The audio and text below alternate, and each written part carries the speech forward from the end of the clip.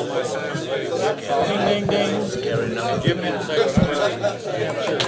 Ding, ding, ding. Is she ready? We don't have a bell, so we got feet on the table here. Hello, America. This is almost like trying to get the commissioner's court. Almost. We are worse. Oh, I didn't see you, Commissioner. I'm sorry. Okay, well, welcome everybody. Glad to have you guys here. And we're going to get right to some presentations, I think, aren't we? Yeah. Yes. So I think Greg and Sam are going to give us some more interesting data today to help us.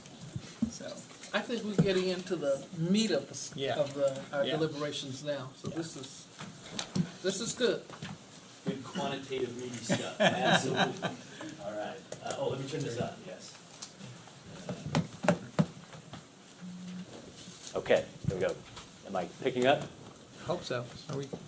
All right. Well, thank you for having me back. As was the case before, there's a big team behind this, so appreciation for many for that. Any mistakes or overly complex charts, I'll take the blame for those. But as I introduced myself last time, Greg Vaishon. I'm a physician in internal medicine. I see patients on the south side of Chicago at a FQHC. I've been with HMA for 9 years, working in primary care and integrated delivery system engagements with HMA, who HMA is a consulting firm that focuses on publicly financed healthcare, both on the payment side of it, the delivery side, policy, the whole shebang.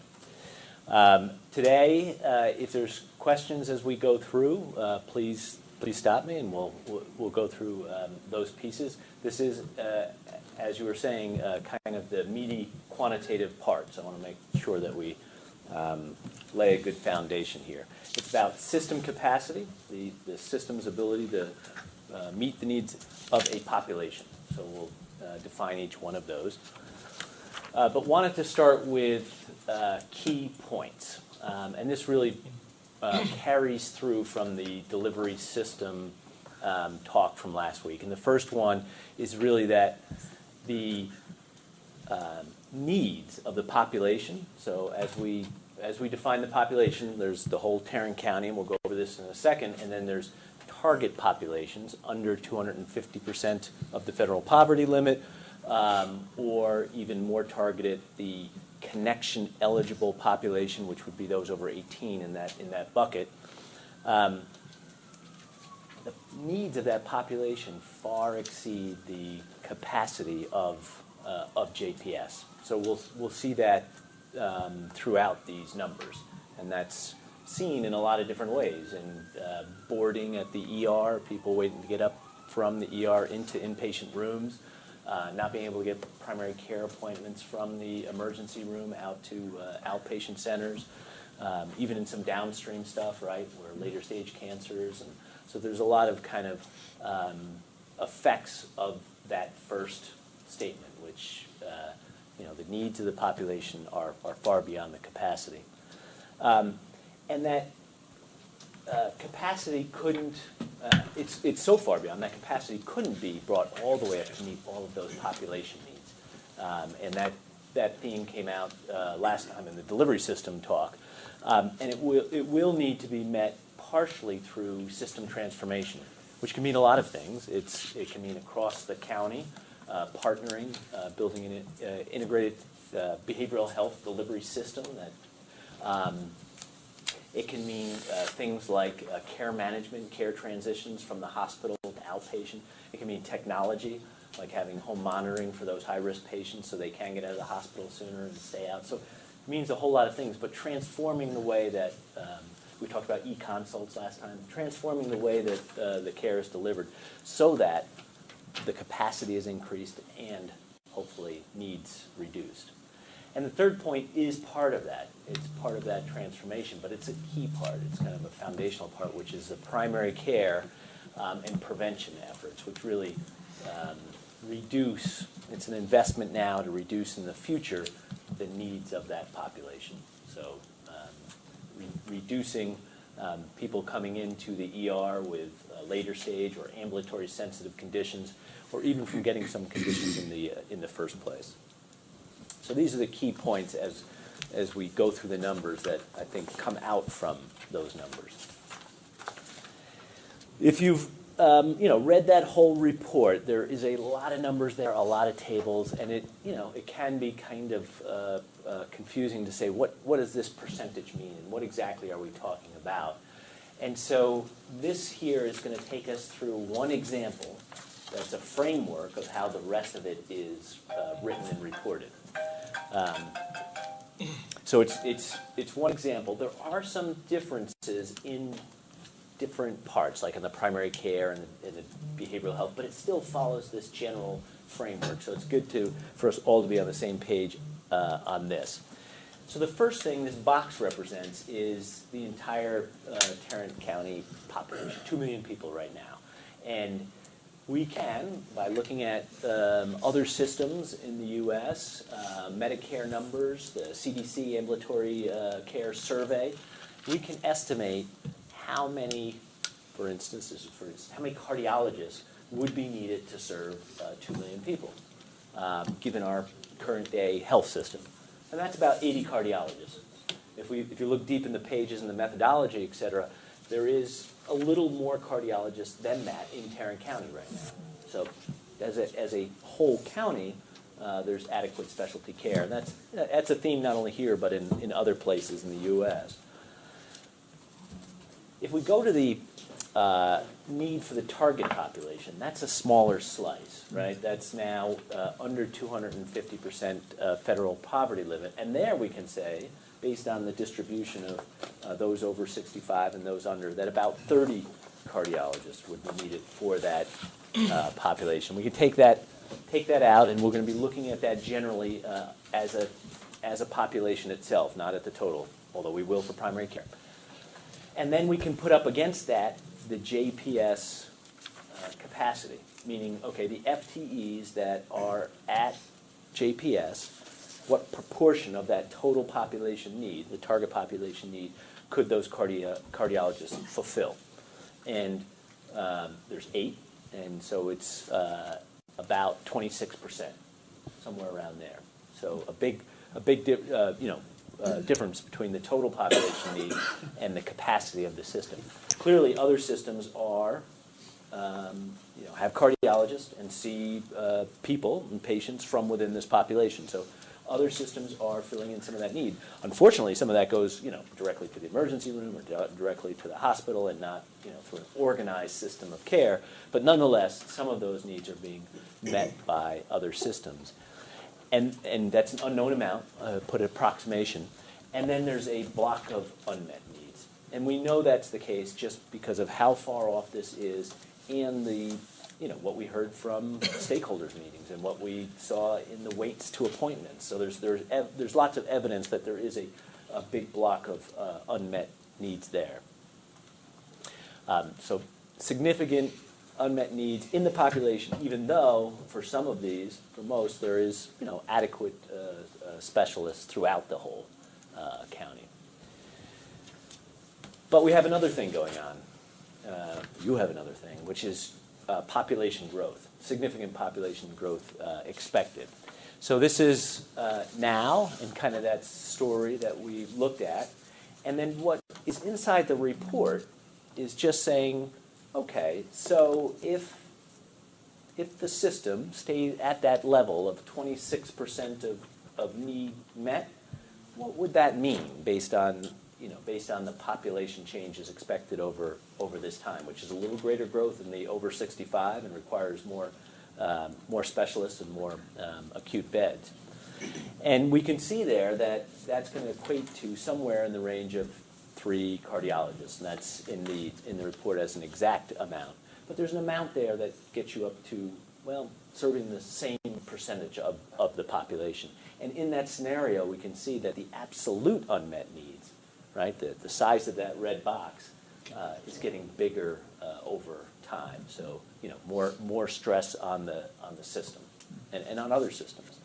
And just to make sure I understand, this is for that target population, right? This is for the target population, absolutely. Yep, Yeah. yep, target And population. of that target population, what do we estimate that percentage as being uninsured right now?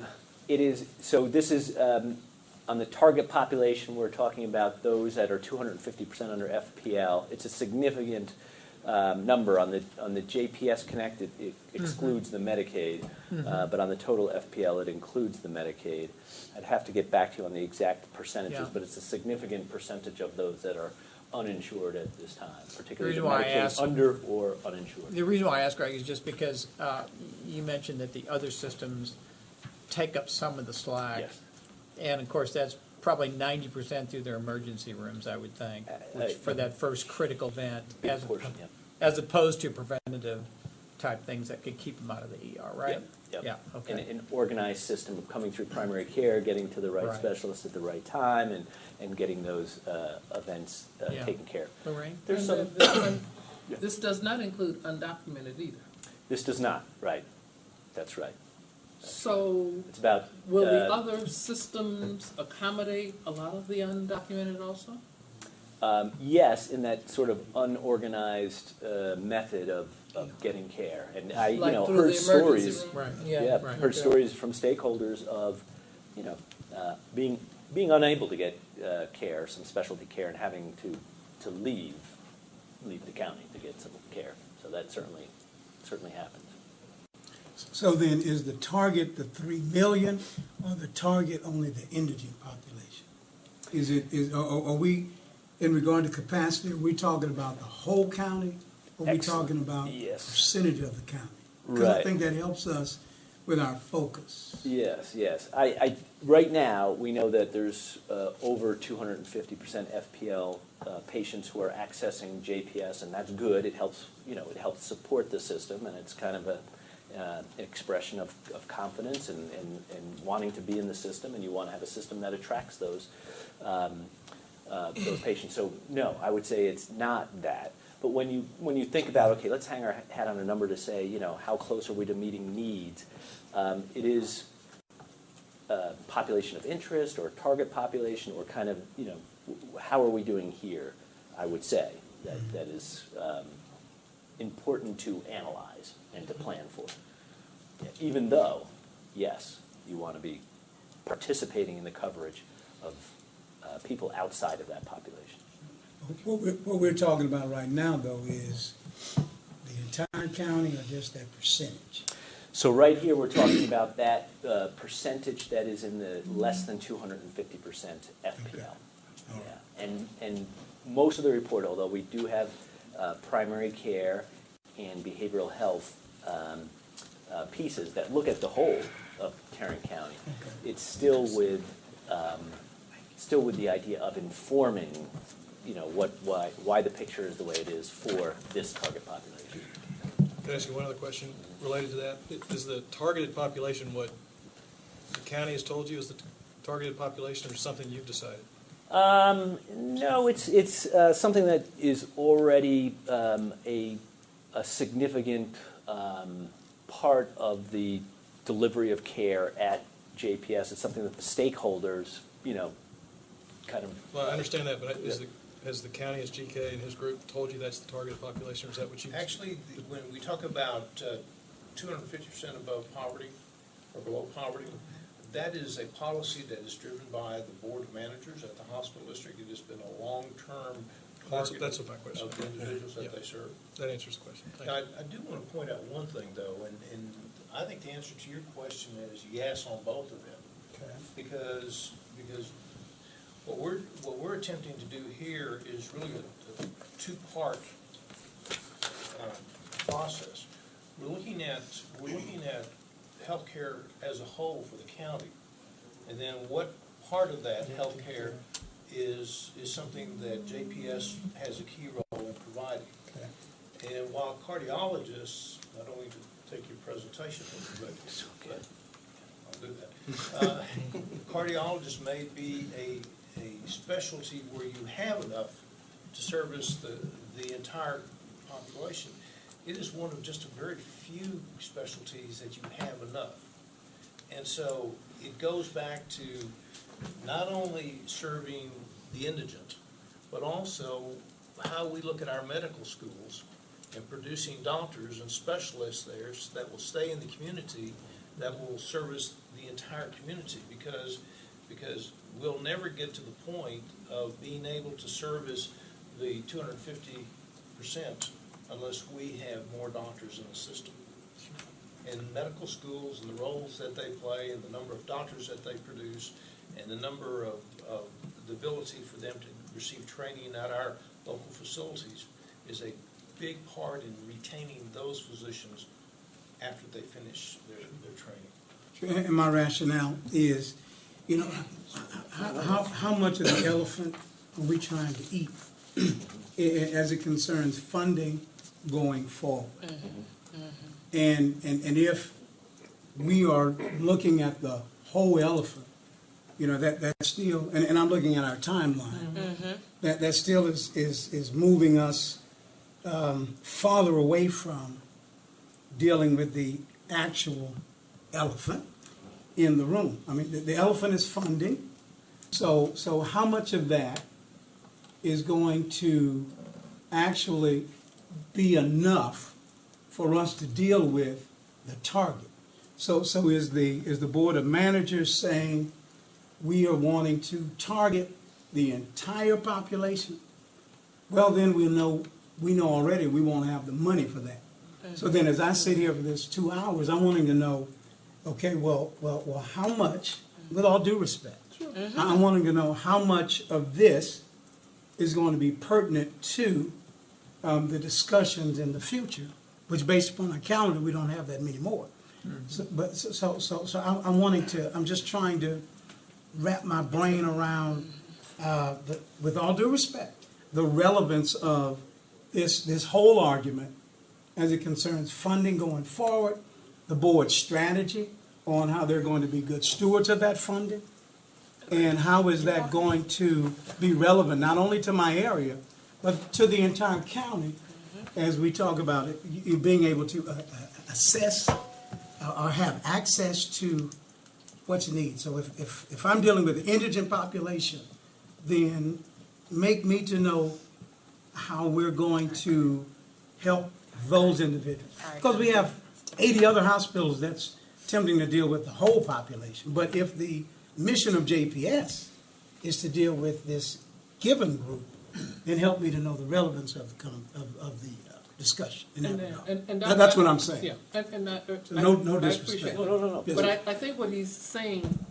if I hear you right, you're saying 26% of this population is what JPS is dealing with. And what we're trying to figure out, what is the system capacity based on the other big elephant in the room, the demographic explosion that we're about to experience. Right. And so how can that system accommodate the 26% that we're targeting? Yeah, and I think, you know, one of the things I'm hearing, and tell me if I'm hearing that right, is that it would feel like how could we build and hire into meeting that needs of even this population. Yeah. I would say, you know, that's one of the things, even go back to those key points, that you can't. It has to be part system transformation, which is partnering and organizing the care. It has to be building capacity when you see this, where you are and what the needs of the population. But it can't be the only answer. And this is one way of just looking at that visually, which is saying instead of just matching that 26% over time, to make a strategic decision, which will be different in primary care versus maybe, you know, Behavioral. Exactly, behavioral health, where it's really foundational in prevention, and maybe in some specialties where there is not capacity or a way of doing it at other systems, and to expand those more. So to do this strategically, not for everything, and cardiology may or may not be the right one to strategically put that focus. But to increase capacity, but it's not the only answer. It's also creating that integrated system, that way of partnering with other systems, the system transformation that allows for others to also increase their percentage that they're delivering. And instead of having those unmet needs, again, through technology and other ways to manage that need over time. And again, that can be, there's a lot of different ways to do that. We talked about e-consults last time. There's home monitoring. There's a lot of telemedicine. There's a lot of technological ways to manage that need. And some of it is through building the right capacity of primary care for prevention, is managing that need down. So I think it is, when you do take that focus population, 250% under FPL, there is a hopeful way to get there, but it's a combination of ways. And the 26% is 26% of the target population, not 26% of the whole. Exactly. Yes. Indeed. What's the percentage of the total population under 250% of poverty level? It's about 35%, something So like that. JPS has the capacity to meet 26% of that 30. Of that other number, yeah. Okay. Yeah.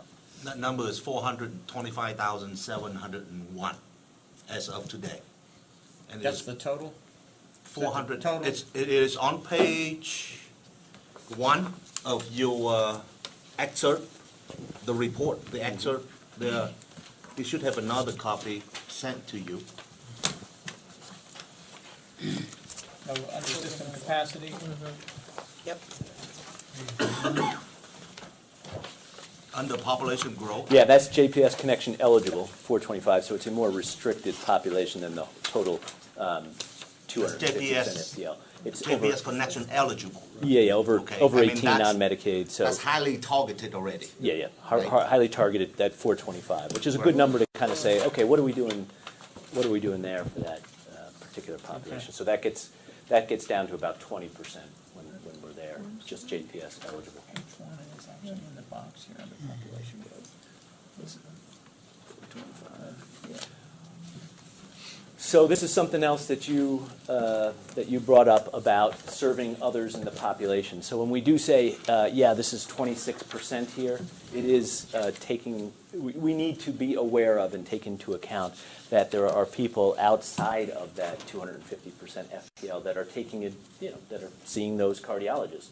And so what is actually there and available to meet needs of the under 250% FPL is a slightly lower, because some of those resources are being used for people over 250% FPL. So it's a simplification, That makes but sense. it's just, it's a way of describing this.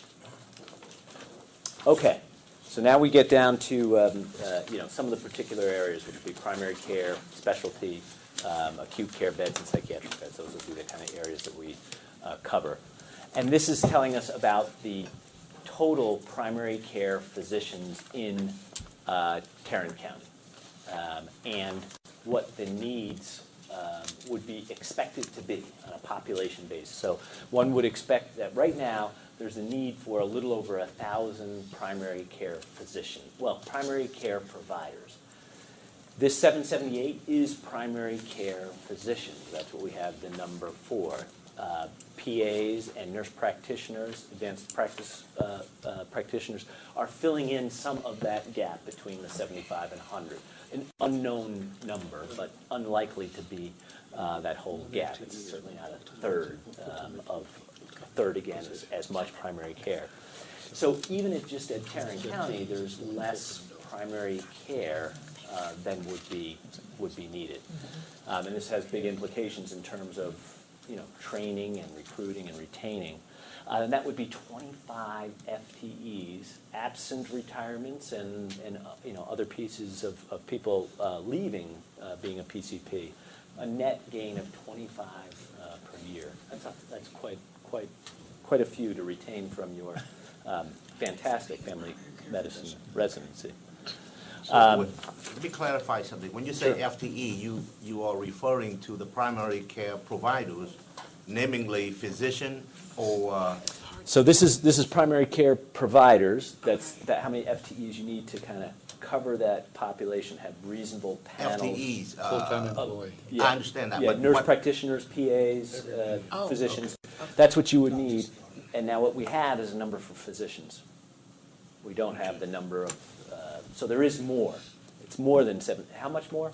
Cannot know exactly how much more. Okay. But certainly, it would have to be, 25%. It would have to be 1/3 of all the physicians. Again, as many nurse practitioners and PA. And in most places, that's not the case, and probably not here. So it's probably under. This gets to the 250, less than 250% FPL. In that population alone, 378 FTEs are needed. And right now, JPS is delivering 98 FTEs worth of primary care. That's current. And that comes out at the same percentage, and it happens to. A couple of these numbers come out pretty close to each other, but that's circumstance. 26% on the primary care side of the need being met. And to kind of continue that same coverage, right? 26%, remember we said that's one scenario where you kind of just say, okay, the populations go up, we'll keep things all the same in terms of the percentage of needs met.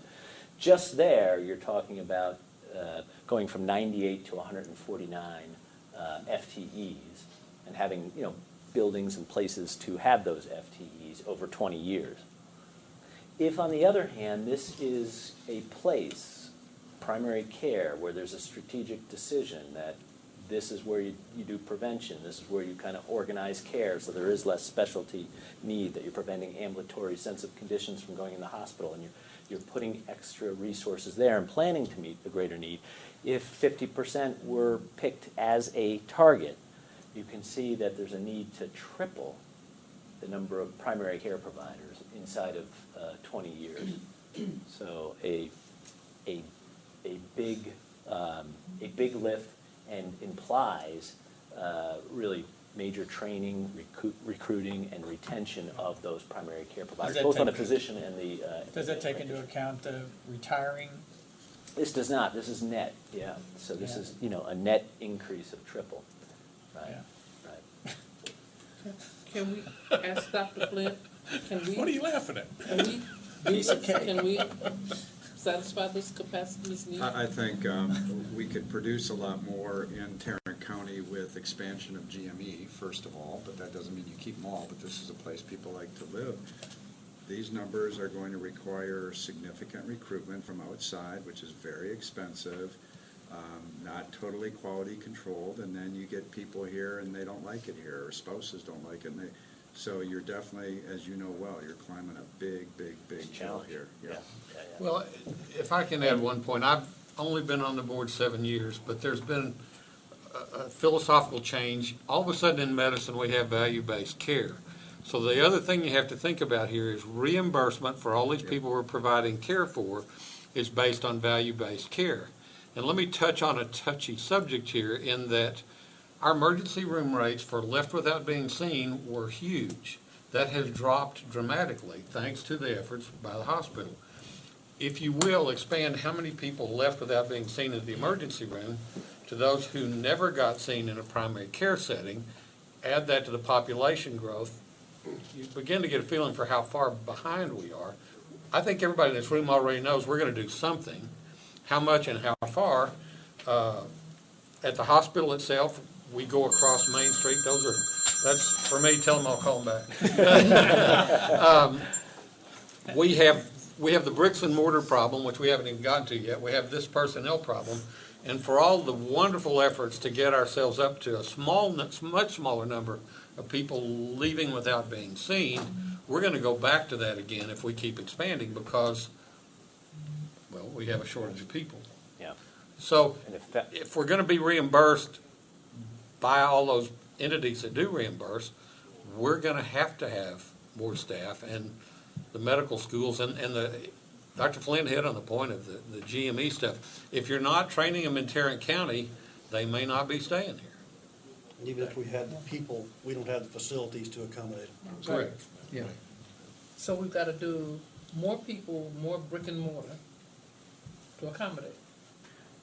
And particularly when you're talking about value-based payments, that having a coverage of a population, having responsibility for that population, which really starts on the primary care and behavioral health side, is important. Can you go back to slide number 5? I like picture. And it helps. Yeah, me too. If you look at the last column, right? So when we're talking about expanding capacity, what we are talking about is hiring more FTEs and building bigger facilities, more room, right? Right.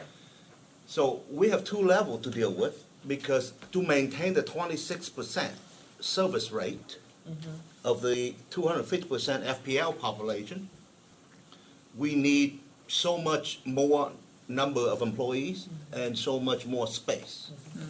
Okay, but if the board decides that we're gonna boost from 26% service rate, say, to 50% service rate, or 30%, then we will need that much more capacity. Right. But even if we push it all the way to 50%, we still have a significant number of unmet needs. So part of the strategy is somehow to create partnership, right? Yes. So that has to be on the forefront of our discussion, I believe, because each and every one of us in this room, along with the members of the Board of Managers and the members of the Commissioners Court, we are focused on the internal operation of the enterprise that we are responsible for. Who's going to be in charge of governing this long-term partnership to make sure that we manage the unmet needs and reducing it? You see, That's a good point. that's the to me, that's a big elephant in the room. To me, that's a big elephant in the room. And the Because money to pay for it. how do we do that? Yeah. Yeah. I Yeah, think and we if- should and check. if- and that piece can be some money, there's no doubt about it, but it really It's is a lot about. significantly less. Yeah, significantly less, and just a slice. What it really is about is more organizing the system of care, its leadership, its organizations and institutions coming together to make plans and everyone taking a part of it, because, you know, to have this for the entire community is of benefit to others. You know, who's coming into their emergency room, how, I mean, it's beneficial to others as well. Excuse me. I have a question, and to piggyback off of that, as far as these partnerships are concerned, is there a way, GK, that we can have maybe a presentation, talk about the current existing partnerships that are there? Because in order for me to have a full understanding of what it means to create partnerships, obviously there's some existing ones right now, right? I'd like to understand how those operate and what it would take as far as an investment to strengthen it. To Commissioner Wynn's point, I'm thinking it would need to have a substantial investment in order to support someone managing those different partnerships and also creating a system. I would think that's data. I would think that's technology. So I would really like to see or hear from someone of the current partnerships that are in place and how they communicate with one another. I think we can provide that information. It probably would have to come from the district, because That's y'all fine. work day to day on these partnerships. So it's, I mean, I think it would probably be an overstatement to say that those partnerships have the capacity even to meet this demand.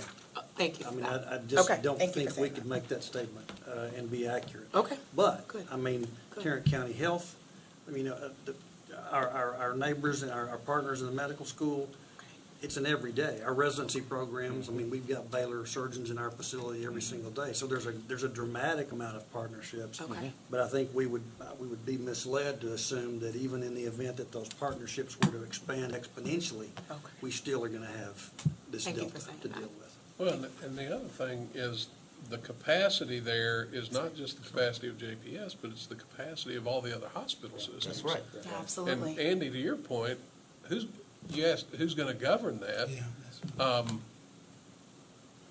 That's a big elephant in the room, Yeah. because who's gonna demand Baylor, THR, and HCA come under some form of governance. That's the purpose of the county hospital. It'll never district. happen. Well, exactly. I said that was the elephant in the room. That's not an elephant, that's a dinosaur. You'll never get those guys together. I mean, you can get together you for- can get together, but you cannot You're not build gonna create a governance. something to Yeah. govern them. Yeah. It'll never happen. Yeah. Yeah, And- and but we shouldn't, one- that shouldn't even really be part of what we're doing, honestly. Partnerships, yes, but hoping for some sort of massive structure to tell them all what to do. An no, umbrella I would to, sign yeah, on. the governance. You know, that's not possible. But, Never sign on. But Yeah. we But still. but covering may- a population. But and- they, and, you know, having an they do organization. have an incentive to work with JPS. Absolutely. Because they're seeing their patients in every single one of the emergency rooms in our area every single day. So there's actually a reason for the hospitals to want to work with them, and there's a reason for JPS to want to work with those folks. You know what I mean? Yeah, So- and there's for example, the Medical Home Network in Chicago, and there's others like this, where the hospitals themselves are governing that organization, which is covering a population, shared technology, kind Yeah. of shared accountability of what you need to do Yeah. for that It's more like a population. co-op. Yeah, right? So That piece of it, I think. But then, how much of that, in regard to our long-term governance strategy, are we, I'm not privy to any of that. And just, I don't know if we're working on that while we're working on this, or is there already, GK, is there already a plan in place in that regard? You know, one of the things we saw when we were touring the hospital is we saw, one wing over here, one over there. A lot of things were piecemeal. And it caused me to ask that question, well, where was the continuity in governance? And even with this, again, what's in place already, what's being done in that regard to help us to meet some of these goals? I could be wrong. I think that's a I valid could be question. wrong on my assumption on this, but Pastor Evans, my thought was once we figured out what the needs were, and then we figured out what is it going to take, that was going to lead us down the answers of, well, how much of this are we trying to finance ourselves? How much are we going to need partners? I think that's where you get your multi-answers to, because we all know right now we will not have a bond package that's going to pay for everything that Greg's getting ready to show us. We know that. And so you're going to have that pie that's too small, and then we're going to try to figure out, okay, now once we're through our resources, what other resources are out there? Can we partner with a THR, a Baylor, and HCA? Or all three, or whatever? I don't know. Arlington, I think, is going to be interesting because of the logistics there, and I don't have the answer. I don't even know what it's going to be. But could there be more of an opportunity in an Arlington, let's say, for those partnerships? You've got all three of the systems there, possibly for some unloading, as opposed to trying to create a transportation system to JPS. I don't know, but I think we're going to run into that when we know how big is our gap. and thinking about it in terms of a population as you come together to partner. Yeah. This here is the specialty needs, and what we're seeing is in blue. And the reason why it's a narrower on this side and thicker on that side is because this is 0 to 30 and that's 0 to 100. So it's the same thing, but a different scale. And the blue here is what's currently available in terms of resources, and the green is what's needed, and then the red what will be needed. So you can see significant gaps across the board, variable. And we certainly in the delivery system presentation saw this, that there are long waits for specialty, and there's other markers to show that this is so. In planning for expansion and where to put resources and thought and strategically say, okay, this is where we're going to expand. It does matter whether there is more pediatric patients, say in allergy versus oncology, the amount of expansion that might make sense, what other institutions are doing and willing to do in the future, and the degree to which a particular specialty can help you attract other payers as well. And the impact of that particular specialty, which might be different in allergy versus oncology. Psychiatric beds, we did go over this last time, so this is a repeat. Karen Bhatia was here and really explained about these 70 public beds at the population health level and where that evidence came from, and that going to 35 over time, planning for that, to have a integrated behavioral health system that allows for really having less beds would be possible, seems possible, and that's where that first 50% cut comes from. And then thinking about partners taking on some of the, especially less complex patients, so only building to 50%, but having those two cuts and really getting down to that number still leaves you at 37% of meeting the need for the entire population. In this case, this is the entire population. And these down to numbers 26%. are not based on the 250% FPL. They are not. They're based on total population. Total population. And yeah. what's the philosophy behind that? Yeah, so Karen spoke to that, so I will echo some of the pieces there, but that when you have all of the research and all of the expert opinion on that 70 beds was based on the total population. So the source from which those came, and some of the basis for saying that in those source materials is that people may float down into a different bracket when they have a serious mental illness, and so you were drawing from the whole population in some way for public beds in a way that's real enough, So it's as a it happens unique- over time. Okay. That's Said another way, JPS receives a significantly larger portion of the behavioral health care need than what the 26% would represent overall. Right. Okay. Well, and the reality is there is no private sector competition to this. And secondarily, the only competition to the JPS system for mental health beds is the county jail. That's tragic, but it's reality. And Doctor, you bring up a very good point, because quite frankly, when you have a police engagement with someone who's in need of psychiatric services, there's only one place in this county Correct. that person's gonna go. Right. And that's going to be in JPS. Once JPS has them, they're really not going to, they're going to deal with that person holistically to get them where they need to be. Yeah, and this Karen went over here, right? We, preventing, optimizing the use of beds, getting the right patients in the right place, and then as part of the whole building inpatient capacity, because not to have that capacity results in the jail as an outcome. On the acute medical beds, basically what you have here is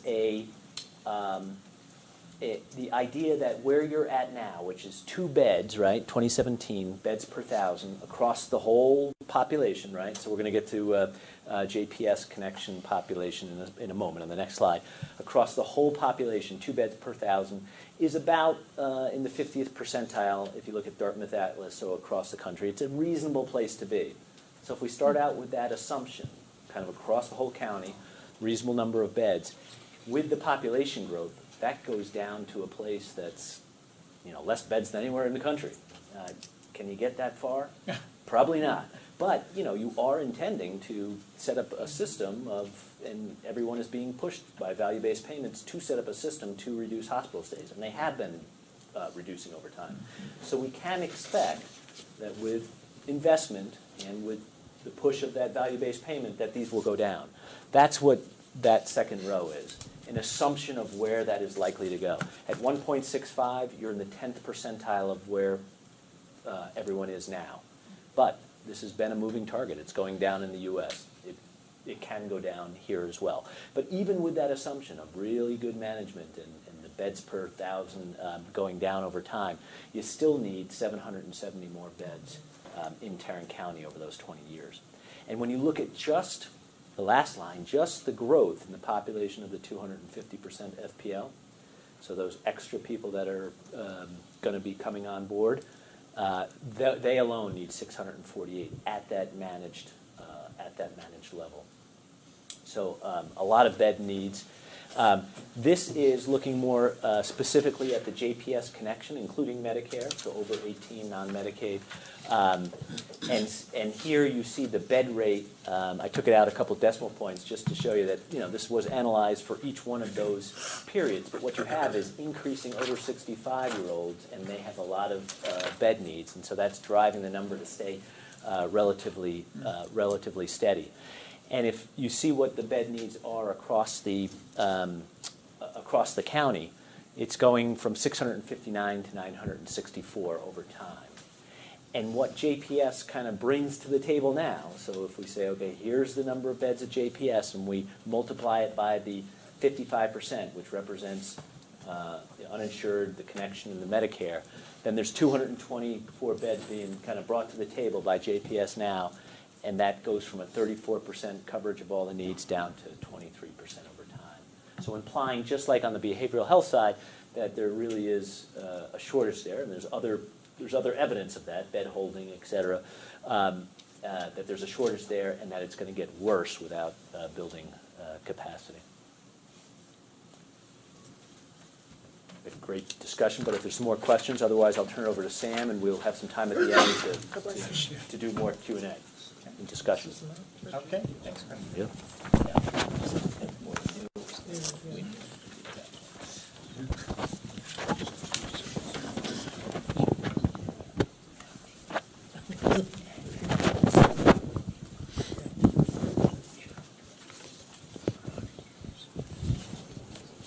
All right. Working, I need that. Thanks, Greg. So, my name is Sam Sears. I'm with Percival Health Advisors. We are part of the Coming team, which is doing the facility assessment. And my area of expertise, Percival Health Advisors is really a strategic consulting firm for hospitals. My area of expertise, or one of my areas of expertise, is in ambulatory network planning. So I do a lot of ambulatory network planning for a lot of health systems. Obviously, this is a little bit of a different animal given your organization and your mission. So the way we kind of break down the market and think about ambulatory deployment strategy for your system is a little bit different than how we might typically look at it for hospitals, given the target population, et cetera. So that is an important consideration here. But that is what we are doing. Again, we are developing recommendations around really what should that whole footprint of ambulatory care look like all across Tarrant County, right? So you've got a lot of facilities out there today. And when we talk about ambulatory clinics, we're really focusing on what you call the medical homes, right? Those 13 or so clinics that you have out there that have physicians in there, that have pharmacy in there, that have different services in there. Focusing less on the school-based clinics. I think you've kind of got that covered, but that doesn't serve the general population. The focus is really on those bigger clinics and what that should look like over time. We have reviewed and incorporated all those HMA physician recommendations. So that number 98 that you saw earlier today, that is a number that we are using to drive our recommendations in terms of clinic development going forward, especially in current state. So we kind of use that to size up essentially where you are today and then where you need to go in the future. So you'll see that in some of the numbers here. Today's meeting is really to provide you an overview, kind of give you a sense of what does the market look like from an ambulatory perspective. What do we look at when we analyze your market and make recommendations? How are we thinking about your market? How are we breaking it down? How are we going to get to those final recommendations? Those will come 2 weeks from now at the May 23rd meeting, so this is really an introduction to that today. And then the other thing I want to focus on is that today we're really going to focus on the primary care access piece. That really is the biggest core component of your network development. It's creating that access, creating that convenient care out in your market. We will look at specialty. Right now, really your specialty is all either on campus at the hospital or in the Barden Road Specialty Clinic. You have some of that there. So we're going to take a look at that. But clearly, if there are going to be recommendations in terms of putting specialists out in the community more, it's going to be on a much more limited basis than it will be for primary care. It might be in timeshares, et cetera, but that's something we'll talk about more at the next meeting. Finally, we'll have this wrapped up by the end of May in terms of the final report on the ambulatory network component. So, why are we doing, oops, it didn't flip over, did it? That way.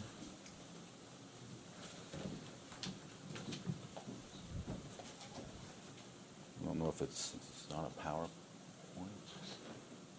Yeah, it's not working. No. It's not even showing that on the screen. Well, this is actually a PDF, so it's not actually what that is. I think it's working. Oh, there we go. It's working now. All right. So it's important to ask yourself why we're doing ambulatory network planning. It's really a critical component of focus, especially with population health going forward. First of all, you're creating more convenient access for patients, right? You're creating greater integration between JPS and the community it serves by getting that health care out to where the patients live. You're really creating a much better bond with your patients. You're increasing visibility and awareness of JPS services. You may recall from some of the earlier presentations around the community interviews, that was one of the comments of there wasn't really great awareness of JPS. Everybody knew the hospital, but not everything else. So I think as you start to build that up, you create better awareness, and I think it really enhances the relationship with your community and with your patients. This third point here in terms of contributing to more preventative care, diagnosing and developing illness before it turns into more serious, really you're supporting population health by getting that kind of care out there. So all these studies show that when you have that better access to care, when you're more involved, when that's local physicians that you're dealing with, you're more likely to do preventative care, get to the illness before it gets into something serious. And that's going to have downstream effects on your hospital campus as well. So that's a big component of why we're doing this. I think it is worth noting that you have made significant investment in the growth of ambulatory sites over the last 10 years. So you really have grown that quite exponentially. So I think you deserve a lot of credit for the development of that over time. I think you've gone a far way in terms of getting there in terms of what you had and what you didn't have before. Some of those medical homes do have longer wait times, some are at capacity, some aren't, so you still have capacity. But as we look at this going forward, we're certainly going to look at the capacity issue. And finally, aggregating basic healthcare services in these sites. So creating these healthcare centers as opposed to sort of onesie, twosie primary care sites, that's really the goal of this. And I think if you see your model now, you've got a lot of that in place. So you have advanced practitioners there, you have RNs there, you have MDs there, you also have pharmacy services, lab, diagnostic, imaging, and a lot of other services. So you're starting to already see that benefit. So as I look at your model in place today, I think there's a lot to like there, and I think frankly you're ahead of the game in terms of a lot of similar institutions that we've seen like you. So I think that's a good thing, and I think it's a good model to carry forward. The next part, I think, to compare this to is looking at it in comparison to the main campus, right? Because this all started because of that, essentially the big ticket item of investing in a new hospital. So if you think of what are the benefits of this relative to that, first of all, you're reducing the need for many patients to travel those long distances, helping to alleviate campus congestion. You've got a real campus congestion issue just in terms of flow, patients going through it, parking, et cetera. So this ambulatory network plan will help to prevent that, not only by providing those services, but providing the preventative care that will prevent them from going to the hospital in the first place. The other benefit is, of course, outpatient care is delivered in a lower cost setting. Right? You made that comment about we're going to need some more bricks and mortar. You are going to need some more bricks and mortar. Bricks and mortar is a lot less expensive and a lot more costly when you do it out in the community. It doesn't have all the requirements of a hospital, et cetera. It doesn't have all the construction costs of a hospital, et cetera. So that's a real benefit of this. If you look at that, so that's that lower cost of investment. And if you just look at we took a look at your total billings. So right now, 28% of that is in JPS connection services. And then overall, 75% is in the outpatient. So if you think about where you're investing, just think about all the billings that are already funneling into outpatient, thinking about what your needs are on campus, and it really is around a main tower, a psych hospital, a lot of different things. But you can start to push some of those investment dollars off campus, given how much of your billings and how much your patient care is delivered in that environment. Better patient experience. Again, that gets to that congestion issue. It just gets into the whole wayfinding, the whole experience of going into a hospital, which is very overwhelming for patients. You get them into those community centers, and it's just a much better patient experience for them. Finally, reducing overuse of the emergency department, especially for lower acuity urgent or emergent care. So we talked about maybe how it might, this is the one area where it really might actually replace some services. So you've got a huge amount of urgent care visits right now. You've got a huge amount of low acuity ED visits. Some of those can be seen in a different setting. And we're still working out, whether that translates into urgent care centers or just allowing walk-ins at some of your clinics. That will really be worked out over time. But just by creating that access and allowing for some of that, you're going to greatly reduce overuse in those areas. So I wanted to just pull up the population. I'll go through this quickly because I know you've probably seen population maps here before, but it really sets the foundation because as we think about ambulatory clinics, again, we're looking at the entire county and placement of clinics, and where does that make sense? So the first place you always start, of course, is the population. If you look at this map, and they're using kind of a different coding system, but this is actual population size by zip code. So the blues are the highest, so that's where you get the most people per zip code. Then as you get down to sort of green in the middle, and then yellow and red. What this sort of actually paints to me is a picture of, it is somewhat sporadic, right? There's pieces in the center, there's pieces in the end. So it's really kind of just sort of highlights that there's really pockets of population all throughout your county. So usually we see a little bit more uniformity than we see here, but you've got a lot of pockets of population. And it really also says there's not, except when you get out on the edges, it's a pretty dense county overall. There's not a whole lot of open spaces until you get on the perimeter of the county. And if you look at population growth over here, a little bit of different picture, a little bit more uniformity. So you can see, what you can really see, what to me stands out right off of the bat, is the center of the county isn't growing as fast as some of the other areas outside of the county. So you've got some down in Burleson and Mansfield. And I know Burleson can be a little bit of a challenge because it's a zip code that goes over the county borders. So we need to sort of work out what that means for you. But you do get patients from there now. And you can see some of those, those really denser parts in different pockets to the north, south, and west. Of course, as Greg indicated, we also want to focus on the indigent care, as you put it, where is that underinsured population. So you can see that here. Of course, the bigger, in this part, the center sort of does pop a little bit more, whereas some of those areas on the outside in the north, et cetera, you've got lower indigent care population.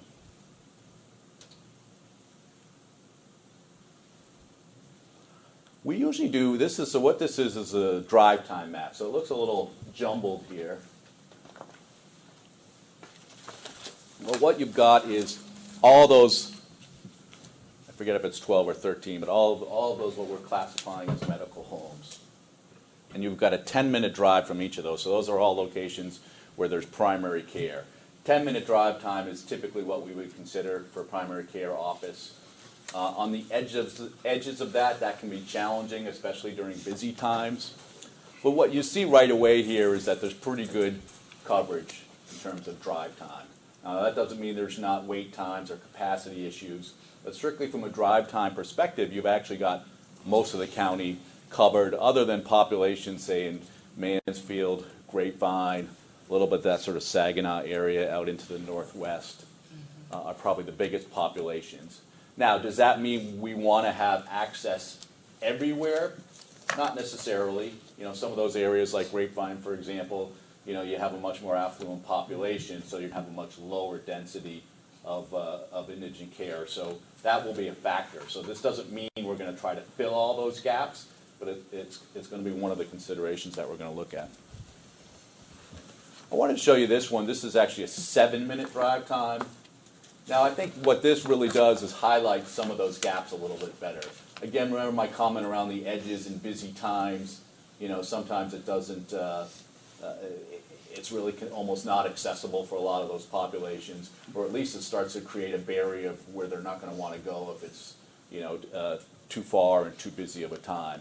So in this one, some of those areas, like just north of the ring here, I think start to pop a little bit more. Maybe a couple in here. Remember, you're moving this one over this way a little bit. So there's probably a little bit of a gap there. They have access to services, but maybe not as convenient for some places. So as you think about how much you're going to grow going forward, I think this starts to help fill in the picture of possibly some areas we might target. Again, there's going to be a number of factors we look at, and actually you can see what some of those factors are as we get into that. What is that location right there by 20 and 360? By 20 and 360 to the east? 20 and To 360, the east. so over here. To the east. Wrong side, sorry. To the 20 and east. 360, which is, Go farther. Go further east. In the light blue. There you go. oh, okay. That's not a medical home. That might be Barden. That's not a medical home. No, that's a good point. That is where you get your specialty care. So we did keep that up there because we consider the Barden Clinic one of your ambulatory care centers. So you're right, that doesn't cover the Yeah, that's not a population. medical home, and it may not be there any longer. Okay, And you need to know that in the planning process. okay. We will factor that in. We can take that off of the map. Again, we started from the basis of all your ambulatory care centers, which we would consider that. We would consider it a location you could potentially add primary care if you needed to go there. So that was why we included it Yeah, here. that's more like a specialty care, right? Yes, yes. Right now, it's all specialists at the Barton Clinic. I think at one time you did have family care there, but you no longer do. Where does public transportation factor in here? It does, and I actually had a map of public transportation that I pulled out mostly in the interest of time, so maybe I should have kept it in, but it does factor in. That is something we're going to look at. That really gets into this access one, so that is one of the considerations, is the bus system. You know, what we don't know is how, and we can try to do a little research on it, but I don't know how the bus system is planned, what kind of planned expansion there is in terms of bus routes, et cetera, train routes, et cetera. But we have looked at that and we have overlaid that, and that will be something that we will factor in here, especially for your population. We are going to, again, look at capacity. That's something we're in the middle of looking at right now.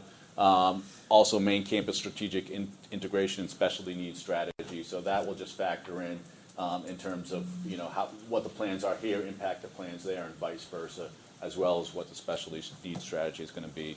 Available resources of real estate opportunities, that will really come in down the road. But to the extent that we know of anything you own that might be valuable, we'll certainly look at it in the context of this and see if that might, for example, impact the phasing of opportunities, et cetera. So we are going to look to basically phase that in over time. And we're going to come up with a plan that's going to say, you know, year 1 through 3, here's what you do, 4 through 6, et cetera. So I want to give you a chart also. You know, again, we use these, we call them sub-markets. This was a definition that you've used in the past. You might not have as much recent familiarity with it, but it's really a way of segmenting the population so I don't have to throw 90 zip codes up to here. And you can get a sense of the different kinds of markets. What I think it does, and if you look at them, I mean, there's a variation. They're all around 100,000 to 300,000, most in that sort of 150 range. You can see the population of each of them. You can see the growth. This is interesting. This is that percent poverty level of 250%. So if you look at some of the areas where it's greatest, like Southeast and Central, right now that is where you have most of your medical home clinics, right? So you're already meeting those needs, and that makes sense given, you know, the size of those populations, as well as the targeted population. So you're already very strong in those areas, and of course those areas are also close to the hospital. As you can see, there's a great variation in here. You go the lowest being the Grapevine CV market. So, you know, again, those will influence decisions we make going forward in terms of where to place these clinics. I thought ED share would be another good thing to look at. And by the way, we do have a whole, we use a whole evaluation criteria, a whole quantitative process that we use to score the markets, which we're working through with and tweaking with JPS as well, to really, you know, get at a system that's really going to identify where you need to be going forward. ED share is one of those metrics. I think it's helpful to kind of understand.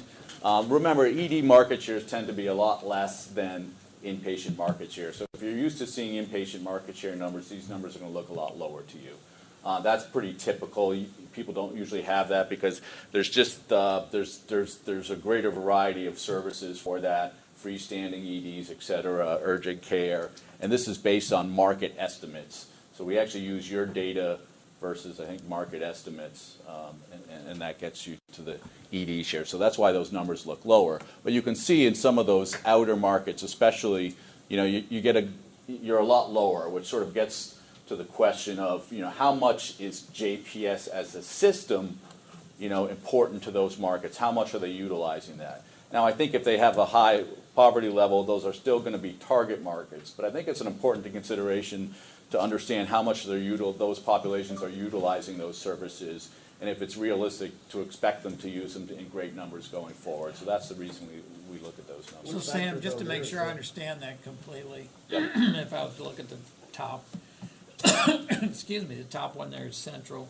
we're Yes. saying that 23.6% of the patients that utilize an emergency room in that Central market came to JPS.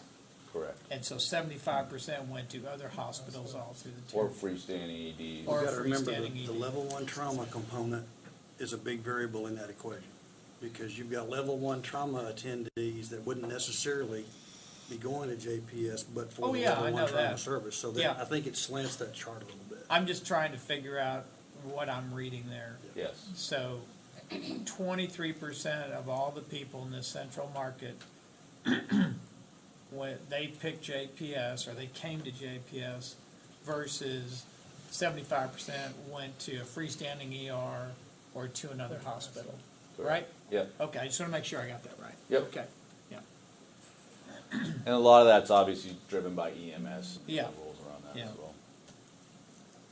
Then the next two columns are JPS AC, which is ambulatory centers. So those are those medical homes that we talked about.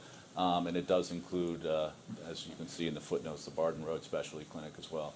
But those are your ambulatory care centers that you have out in the market. We did add in the school-based clinics, but again, that's not really a part of what we're looking at here.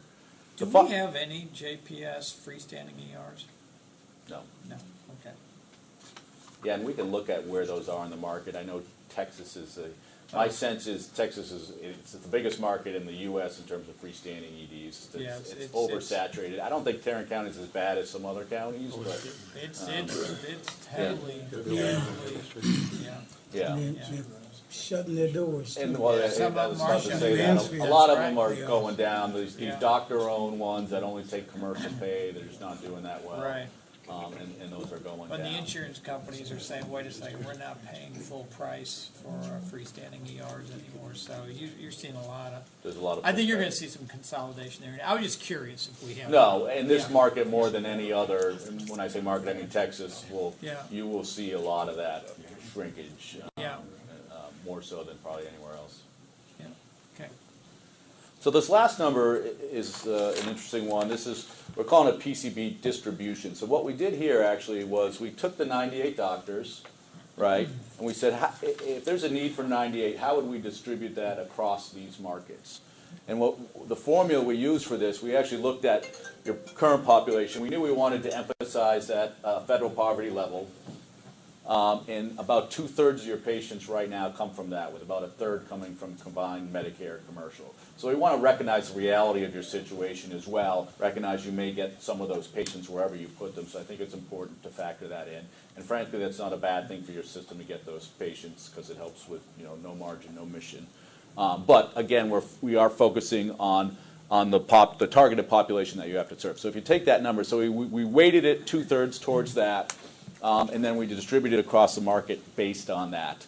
And you can then see, and there's some surprising numbers, I guess, maybe not surprising, but you can see, for example, North Central, North Arlington, you've got about the same amount of doctors, even though you've got almost double the population in North Central. And again, that has to do with the poverty level weighting. But you can see that distribution, and I think one of the messages that this says to me is that, it is begging for a distributed network across that. So anything here where you see a number, frankly, above 4 or 5, which is all of them except for 1, that's probably going to indicate, a need for some kind of presence. That doesn't mean there has to be one exactly directly located in each of those submarkets, because you can put one on the edge of the submarket that serves another submarket. But that's what that says. The next step that we're looking at now is we then actually look at your actual visits. So the way we look at how you're serving it now is the number of visits you have at these medical homes. We're going to take that number of visits and we're going to actually subtract it from each of those. So think of that as a need number. So this is sort of starting with a demand number. This is sort of what the demand for your types of primary care in your market is. We're going to subtract what you're actually doing right now, and we're going to use that metric that HMA used in terms of PCP visits per doc, and we're going to subtract those out, and then you'll start to see some numbers that indicate, maybe what that need is by county.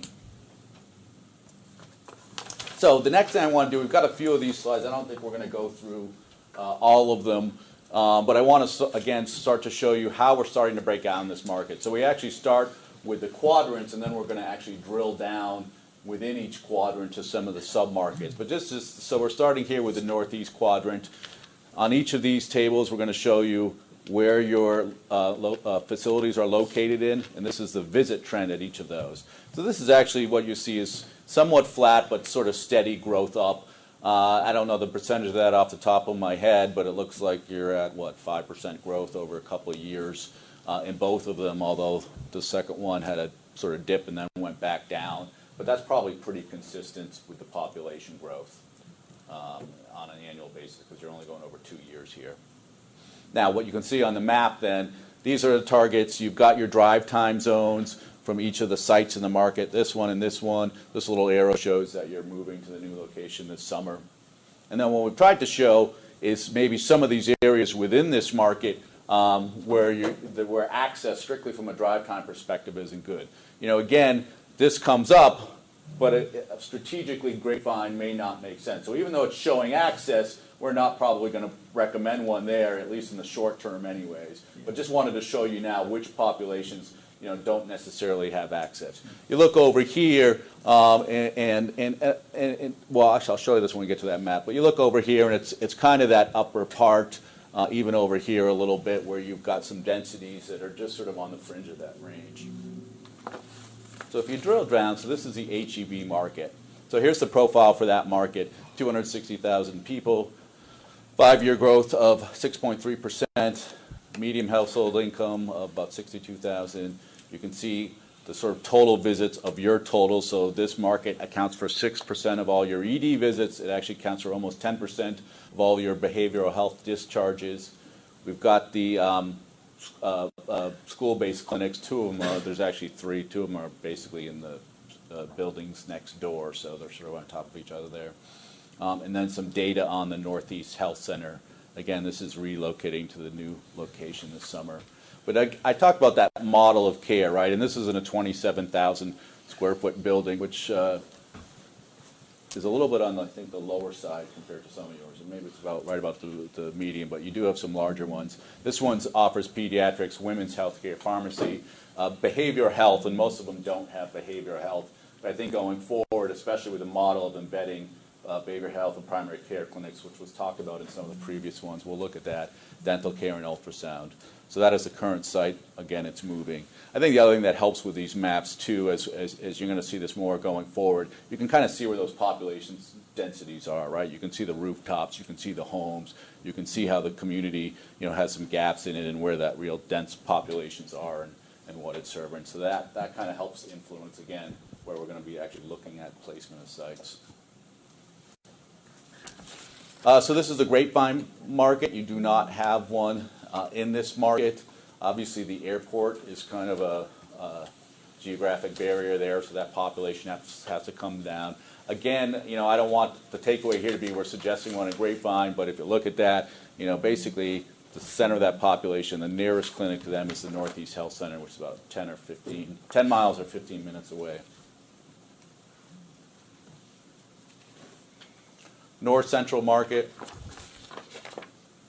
So this is the current site, the Gertrude Tarpley Health Center. It's in that plaza there. Big population for this one, huge growth, also almost 12% over 5 years. If you look at this too, one of the things we're going to think about is, and I'm sure you've experienced this living here, you can't just look at a map and say how far away is. You have to, how far away is it? You have to look at all these roads. So for example, coming down from here, a lot of the Keller population can easily come down Main Street and access that. Someone say over here, it's going to be a little bit more of a difficult drive. So we think about things like road flow and patterns and how that works for people as well. Northwest quadrant, these are some of the areas that we're going to look at. This is the area that's called White Settlement. That's the sort of Saginaw and North. Those are going to be areas we're going to look at. Again, we're not at the recommendation stage yet, but those are certainly gaps in terms of access right now. And you can see some of the growth in the sites there as well. Pretty strong at that JPS Northwest clinic. That's the one actually all the way out there. So. Southwest quadrant. This one's interesting because if you look at that, if you just looked at the quadrant in and of itself, you'd say, okay, there's a big. This is the Southwest submarket. If you just look at this submarket in and of itself, you would say a lot of population in Brenbrook, Crowley, but they're actually within that 10-minute drive zone. So even though there's not one specifically in that submarket, a good portion of that is being served. And if you think about that too, because of this population being dense up here, the west submarket's a little bit smaller. That site is actually really serving a pretty huge population. And I think this is one of the most aggressive growth lines you can see, going from 29,900 a couple of years ago to over 35,000 now. This is the southeast submarket. The reason you see that whole jumbled picture there is because that's where the highest concentration of your sites are, with the 10-minute drive zones. You can see some of those growth patterns. Some are bigger than others. Some are a little bit more flat. There's also been a lot of sort of movement in terms of how you've sort of reconfigured those sites, et cetera, in the last couple of years. But you can see potentially some maybe gaps in that South Arlington market as well. Finally, I wanted to bring this up. These are the FQHCs. These are going to be an important consideration. Those were talked about in your last one. We consider those as analogous to your sites in the sense that they're serving a very similar population. I think Greg made the comment before that relative to other markets, you really don't have a lot of those in this market. We would like to see more, but it is what it is. They are opening a fourth. But as you can see, they've done pretty good. I mean, 2006, 2009, 2015. So every few years they've opened a new one with a fourth on its way. But those will factor in because we'll consider the population in some of those areas served. However, right now, those are mostly in markets you've got pretty well covered anyway. So, any questions, comments? Is the market driven by the chronic diseases that we have? Is that a part of it? Maybe that's a little naive to think. So, diabetes is a big issue for us? Yep. Or is the assumption that you can go to any of these clinics and get that service? Yeah, I mean, if you look at the, do you have, dialysis at these clinics? No. But, I mean, if you look at the community needs assessment report, right, certainly it shows a high prevalence of those. What I will say about chronic disease is one of the best ways to treat chronic diseases is through follow-up care with your patients. So even if they're not having, a direct service necessary related to their congestive heart failure or diabetes at these locations, and a lot of those diseases can be served by primary care. The important thing is to have frequent follow-up with those patients, frequent checkups with those types of patients, and this is what those facilities will provide that. So, But no, we don't specifically look at a specific chronic disease population and then target it that way. But we know from the community needs assessment, where those areas are, and it's, I think, pretty consistent with the poverty level numbers as well. On slide number 8, when you take out the Barden Center, you'll note that in regard to South Arlington, Mansfield, Arlington, period, you were talking about transportation routes and that kind of thing. Yep. And the T and all of that. Well, that area doesn't have that at all. Doesn't have the transportation. At all. So I'm saying that to highlight that. Yeah. So as you all do what you do, Yeah. in that regard, just know that that does not exist. In your mind, what are the implications of that? Well, one is there are going to have to be more access points. Yep. In regard, as it concerns those individuals. I know in Mansfield, you're looking at an indigent population of about 20% of that number. So, and of course, Arlington has a higher percentage. Yeah. So that needs to be taken into consideration. I appreciate your presentation, though, because I think it highlights that, and I heard you say that. Yeah. And I'm glad to hear you say that. I think we're going to have to do both and. Yeah. We need to give attention to the needs of the central location as well as the outlying areas. But then also we highlighted the fact that a lot of your emergency care facilities are shutting down, and those are fairly new buildings. You know, so we could save money in, I think. Yeah, oh, God, yeah, you can. Rather than build them, move into them. Well, they're real nice, they're beautiful, you know, but now they're empty and boarded up, you know, especially in the South Arlington, Mansfield area. So I think that's something that should be considered, along with something, again, that's quite obvious. We know what we need to do downtown. I think that's a given. But don't overlook those facilities that are already freestanding, ERs, urgent care facilities, already there, boarded up, closed up, for those areas of Tarrant that have zero transportation, public transportation. Pastor Evans, I have a quick question for you. For those, or I guess this will go to GK or the chairs as well, co-chairs as well. Is there a listing that has all of those different locations that are boarded up, that are available for that type of, what you're proposing? Is there a listing of that somewhere? JPS might have, I know we don't, at Bethlehem. It'd be pretty easy to find. You can get it. I'm sorry? I'm not understanding. Yeah. There's Didn't ways hear to you. find that. Yeah, there are ways to find that. Okay, so is there someone who, part of JPS that can help us get that? I feel like we're here, so can someone help us with that? Or can the consultants help us with that? We'll take We need to look at that. I think that's, so here's the thing, is that we're talking about repurposing, utilizing facilities that are already there. I'm hearing a lot about costs, I'm hearing a lot about partnerships, so we do need to see existing measurements that are in place. And Pastor Evans, the only reason why I looked at you to see what the listing was because you were so articulate in explaining that there were vacancies. But absolutely, I agree with you. That's something that should be brought to this citizens committee so that we have a full understanding of, of various remedies. We want to be cost efficient, but if we're not aware of things that are measurements that we can take to reduce, reuse, am I correct? We need to do that. And I think I can make a better assessment, understanding all parts of Tarrant County if we knew what are viable structures that are in place that are underutilized, that we could invest in potentially, not saying it's a promise, but could be cost efficient. And that way we have more money maybe to invest back in the hub. Yeah. And one of the things that I meant to make this point earlier, it is important to note that, you can expand some of your current locations. And when we talk about meeting the needs, it doesn't mean you always have to open up a new building. Absolutely. Right? So you can go in, you can expand in space, and that's where I got to that capacity. When I say capacity, I did mean mostly, the physicians' capacity that they had to take on more patients. But it also does mean the building. Does the building have the capacity to take on more doctors and more patients? Absolutely. And some of your sites, you've built from the ground up. And I know you've got enough land. There's one that escaped my mind because I get them confused. But I've been to almost all of them, and we saw one on the tour. I personally have driven to everyone out there in the market, so I've seen them. And I know some of you have land you could potentially build up, right? So you can build another unit rather than having to build a whole new building and just sort of expand services that way.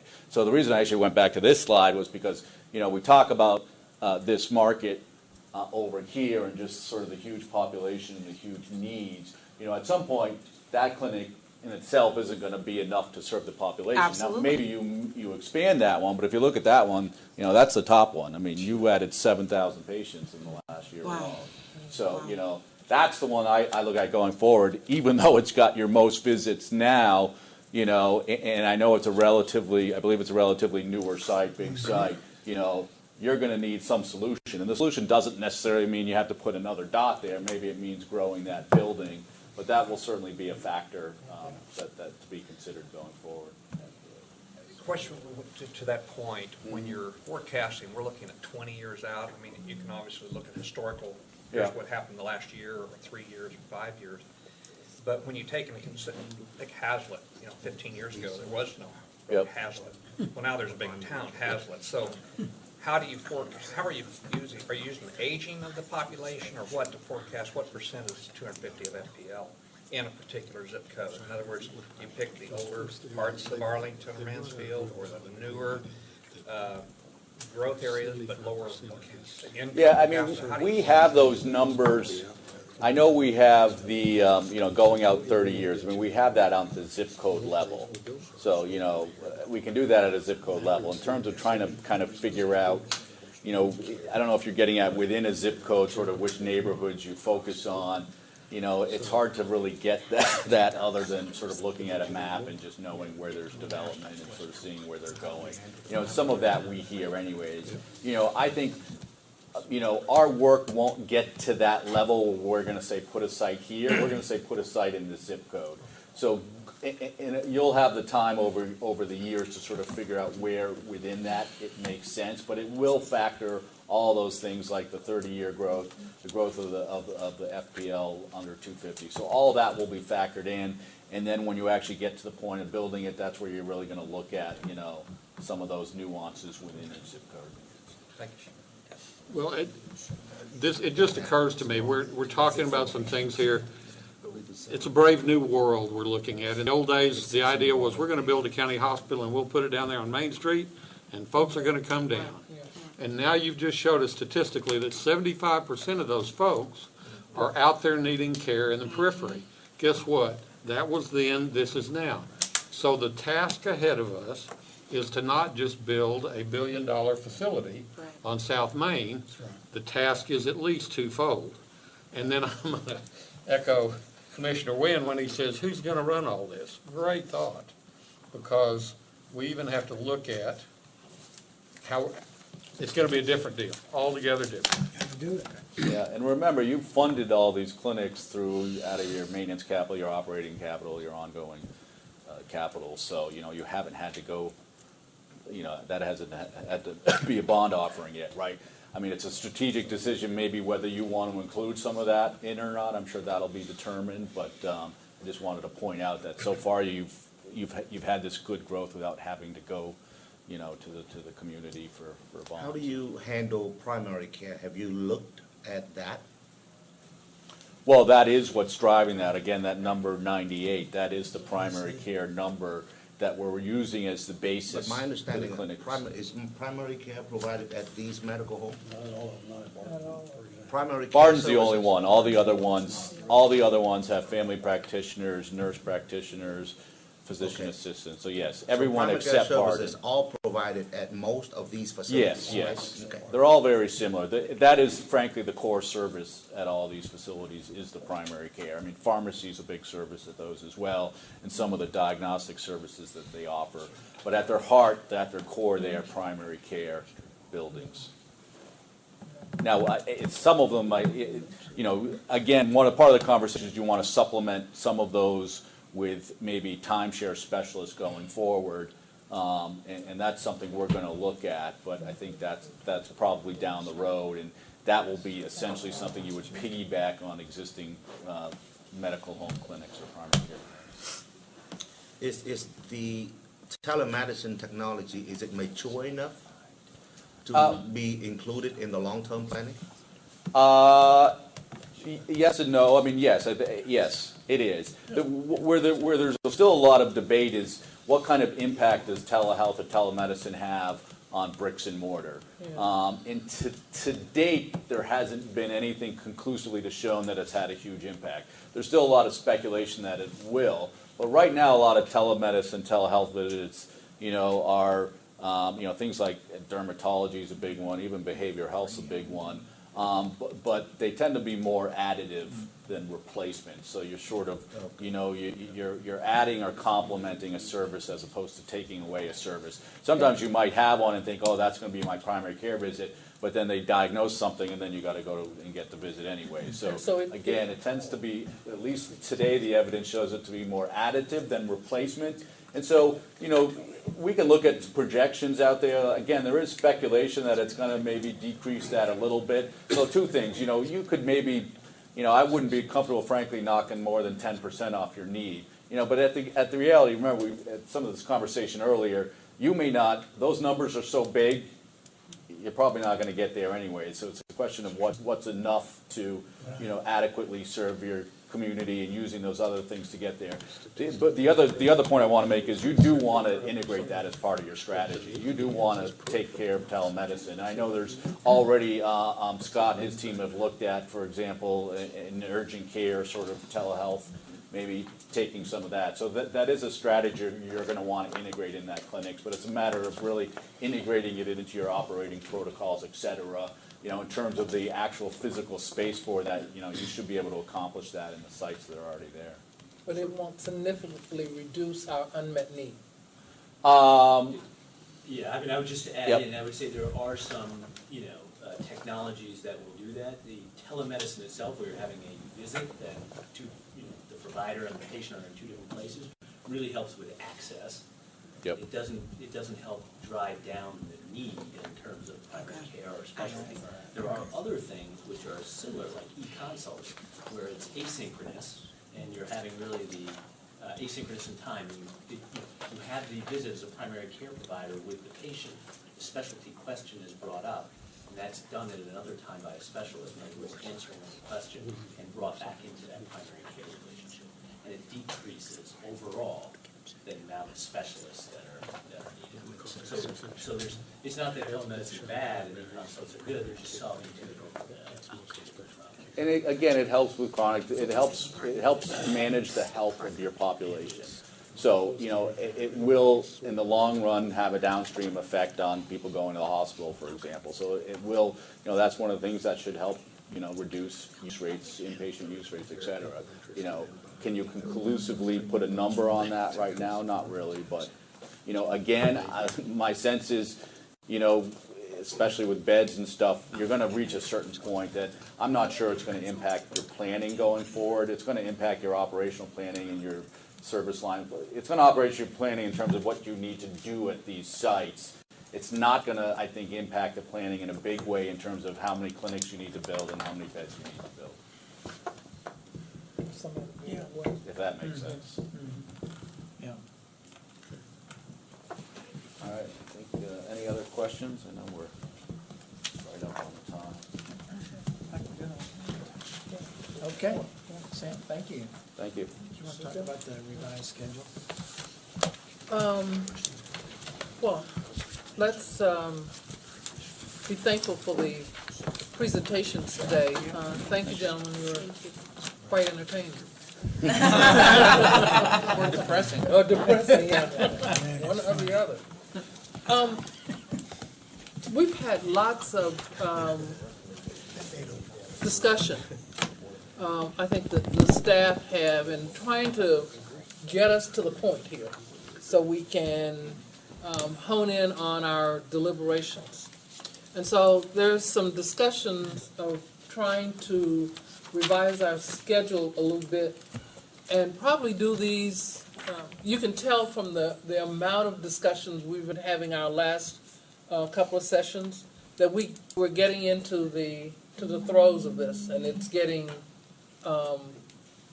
complicated, it's getting interesting, and I think all of us are getting more involved in what we're doing. We're thinking of the next couple of sessions, Candace, right? Doing our sessions a little longer,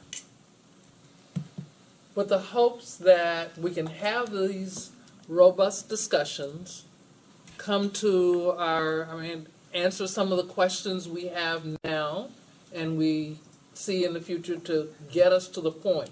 This is all, if you talk to GK, all he wants to do is give us the information and get us to the vortex where we can make some recommendations. Correct, GK? Did I misrepresent you? No, that's correct.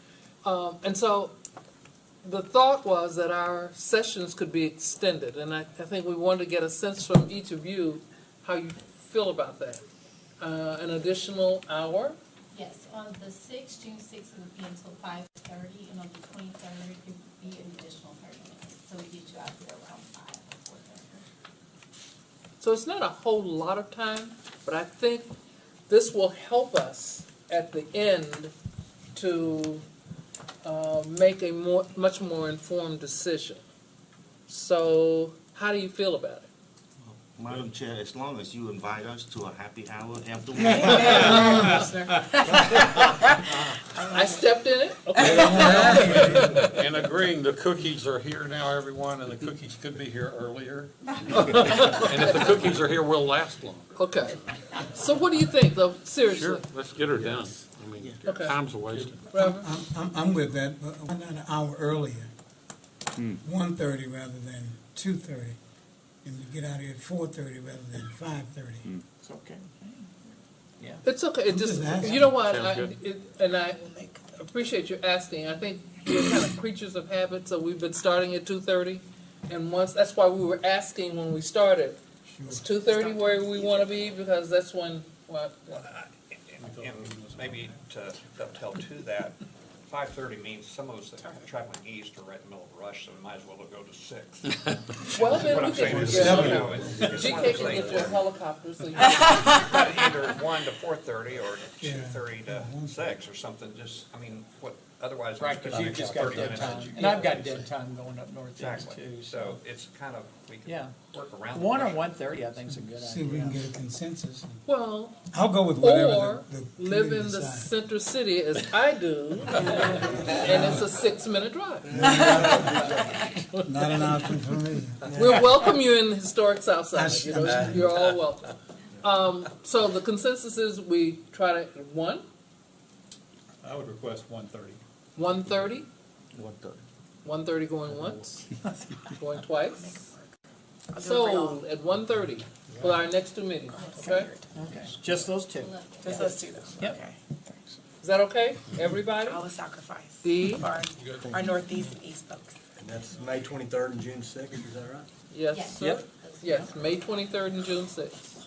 I know that we're providing a tremendous amount of information to you, and it may be somewhat of an overload, but we're also trying to balance, there's a tremendous amount of information, and quite frankly, we'd rather give it to you more in a big load than stretch it out so that, I don't know about y'all, but after a while, I forget what I was looking at, Sure. way back, so we can get it here that way, and hopefully that'll coalesce into a greater vision for you all to come up with recommendations.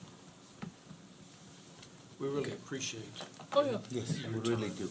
Well, we all made a commitment to do this, and I sit here and listening to the presentations today, and you think about the unmet need. It's the people of Tarrant County that we're trying to Take care help. of them. Yeah, We're trying to take and care of them. if it, we have to. I think it's a worthy venture to invest the time, our personal time. So. Okay, Dee?